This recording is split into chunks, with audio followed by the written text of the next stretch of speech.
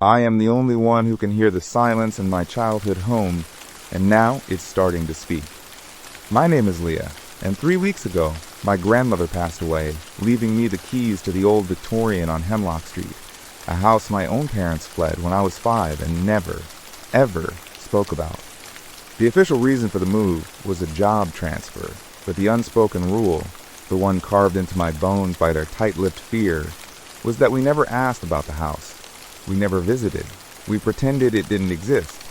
So when the lawyer's letter arrived, it felt less like an inheritance and more like a summons. The house wasn't a decrepit ruin. That would have been easier. It was impeccably maintained, a towering monument of dark wood and stained glass, sitting on a perfectly manicured lawn in a quiet, leafy neighborhood. It was the kind of house people describe as stately. But from the moment I crossed the threshold, the air felt processed.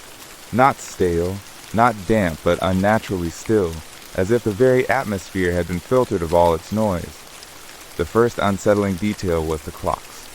Grandmother had kept 7 of them, beautiful antique things, scattered throughout the downstairs. Every single one was stopped, their hands frozen at 3:07 a.m.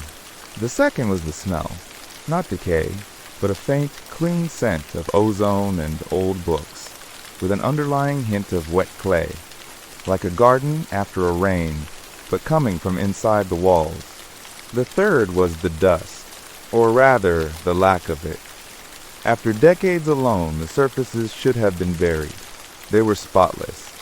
I decided to stay for the weekend, to sort through her things and confront whatever childhood ghost had spooked my parents so badly. The first night was quiet. Too quiet. It was a silence that had weight and texture, a dense foam that swallowed the rustle of my sleeping bag, the hum of the old refrigerator. I fell into a fitful sleep, only to be jolted awake at exactly 3:07, not by a sound, but by the cessation of one, the faint, ever-present electrical hum of the house, the kind you never notice until its gone had vanished. The silence that replaced it was absolute, profound, and deafening. I lay there, heart-hammering, straining to hear anything. The car, a cricket, my own breath. Nothing. It lasted for 7 minutes, according to my phone, before the hum returned with a soft, almost sighing vibration through the floorboards. Okay, so the house had weird acoustics, old wiring. I could logic my way through this. The next day, I tackled the attic. It was there, buried under a quilt in a steamer trunk, that I found the family albums my parents had lost. Pictures of them, young and smiling, in this very house. Pictures of me, as a toddler, playing in the sun-dappled living room. And then, the pictures stopped. The last dozen pages were empty, not just unused, but meticulously empty, the small black photo corners, still glued in place, holding nothing but blank white paper. On the final page, written in my grandmother's elegant script, was a single sentence: "We paid for the silence. Remember the price." Hey, before we go further, I have to ask you guys something, because it's been on my mind. What's your relationship with silence? Is it peaceful, or does it make your mind race? For me, it was always a comfort. Until it wasn't. Let me know in the comments. That note coiled in my gut like cold wire. Paid for the silence. I thought of my father's chronic tinnitus, the constant, low ringing he complained about. My mother's near-pathological need for background noisy TV, always on, a radio in every room. Had they given up their natural quiet to what? To buy this? This heavy, listening stillness? The second night, the silence at 3:07 a.m. was different. It wasn't just an absence of sound. It was a presence. As the hum cut out, I felt it press in around me, cool and attentive. And in the heart of that void I heard it. Not a sound, but the impression of one. The ghost of a whisper. A sigh that existed only in the negative space of my eardrums. It was the feeling of being spoken to, without any words. I spent the rest of the night with every light blazing, the vintage TV in the corner crackling with static, just to have a noise to cling to. By day 3, the house's personality was becoming clear. It wasn't haunted by things that went bump in the night. It was haunted by the lack of them. Objects would lose their sonic signatures. The satisfying thud of a book closing would vanish, leaving only a visual of the covers meeting. The click of a light switch happened in utter muteness. The house was consuming sound, digesting it, leaving behind this sterile sensory vacuum, and I was starting to feel starved.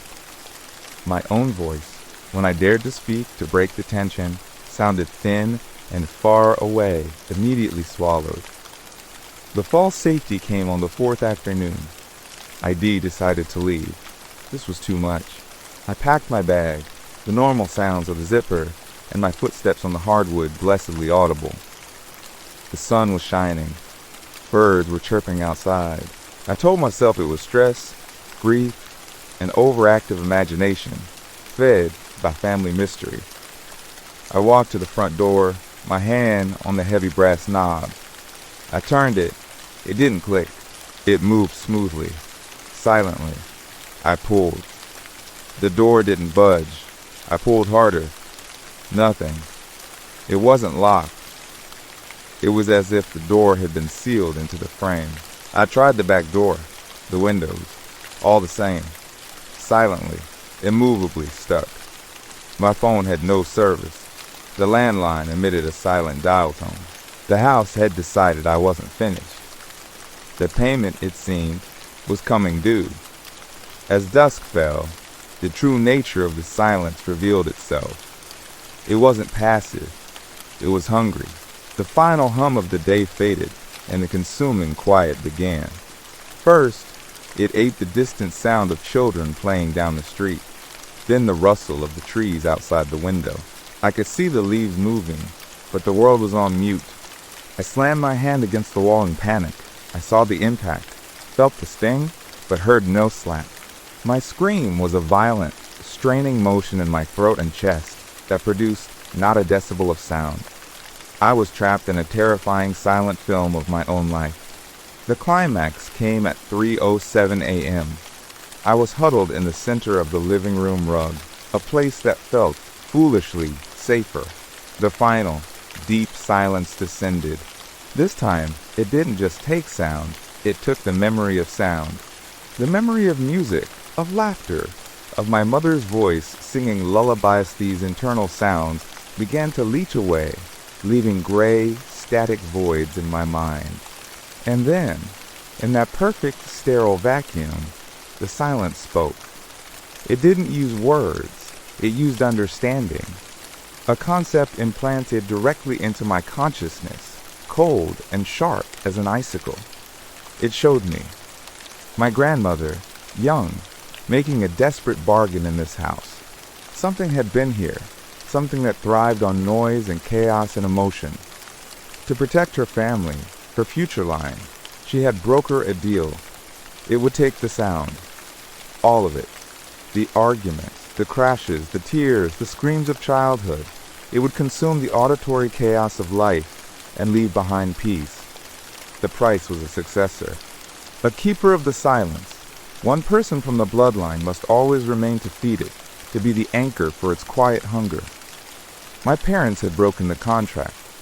They had fled, taking their noise with them, leaving the entity starving. It had been waiting, conserving, for one of us to return. And now it had me. It demanded its due.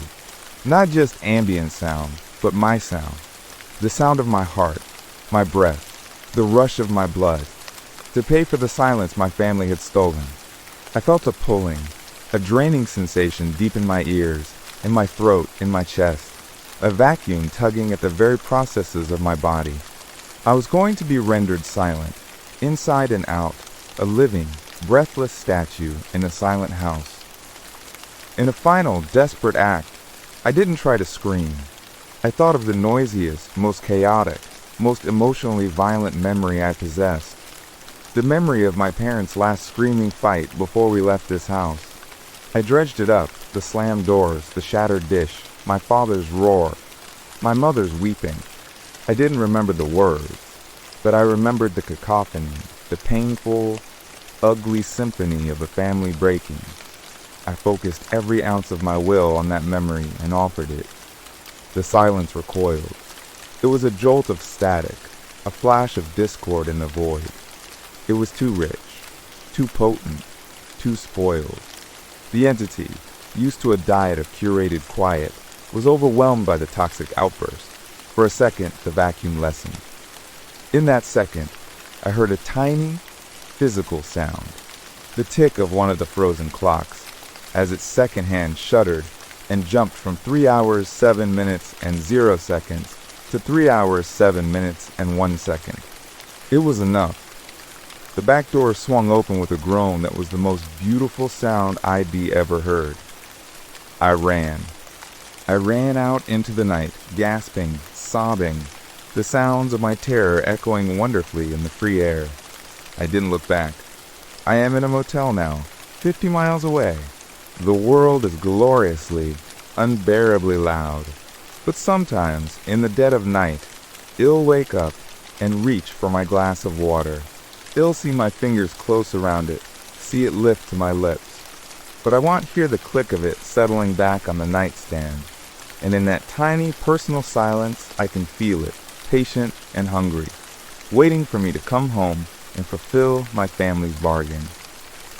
Thank you so much for listening to my story. If you felt that creeping sense of dread, that's what I live with every day now. If you enjoyed this journey into a different kind of horror, please show your support by giving this video a thumbs up. It helps more than you know. Don't forget to subscribe and hit that notification bell so you don't miss our next descent into the terrifying and unexplained. And tell me in the comments, what would you have done in that silent house?